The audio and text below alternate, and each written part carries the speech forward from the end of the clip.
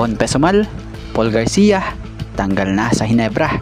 Pero may mga sumalo namang mga team sa kanila. Mac Belo sa Hinebra at si Stand hindi sinusukuan ng tropang Giga. So yan ang ating mga tatalakayin. Kumilos na ang Hinebra, hindi para magdagdag kundi para magbawas, na kung sa ay tuluyan ng binitiwan ang mga guards na sila Von Pesumal and Paul Garcia bago pa man mag-umpisa ang PBA Season 50 Philippine Cup next month. So mismong si Coach Tim nga ang nagkumpirma na itong si Von Pesumal ay nasa Northport na at si Paul Garcia ay kasama na sa Terra Firma. So si Von Pesumal ay matagal ding namalagi sa SMC teams, nakapaglaro sa SMB at sa Barangay Hinebra. Pero ngayon, eto't balik siya sa dating team na nag-drop sa kanya noon. Samantalang itong former Ateneo Blue Eagles na si Paul Garcia hindi nga nagkaroon ng magandang playing time under Coach Tim, na kung saan nawala nga talaga siya sa rotation.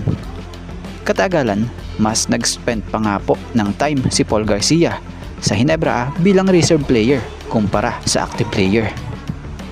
Pero ngayon, eto't inaasahang makukuha ni Von Pesumal at Paul Garcia ang kanilang mga mas magagandang minuto ng playing time sa kanilang mga bagong koponan kumpara noong sila'y nasa sa Hinebra pa. At about naman dito kay Mac Belo, may nabasa tayo sa post nito na sinasabing breaking, Hinebra is eyeing veteran small forward Mac Belo. So kung sakali mang makuha ng Hinebra si Mac Belo, magiging malaking tulong pa rin ito sa small forward rotation ng Hinebra, lalo't alam naman natin ang pinagdaanan niya. Di man maganda mga nakaraang stint niya nung nasa PBA siya, pero what if kung magbalik PBA nga siya, 'di ba? At mapadpad sa Hinebra. So si Mac Belo, isang 6'4", 32-year-old, malakas maglaro inside and outside. So tingnan na lang din natin dahil nagbigay lamang din tayo ng kaunting reaksyon at opinion about sa nabasa nating tulad nito. Pero kayo, anong opinion nyo? About kay C-Stand, so mukhang desidido pa rin talaga ang TNT na mas palakasin pa ang pangilalim nila dahil hindi nga rin bumabata na ang frontline nila eh.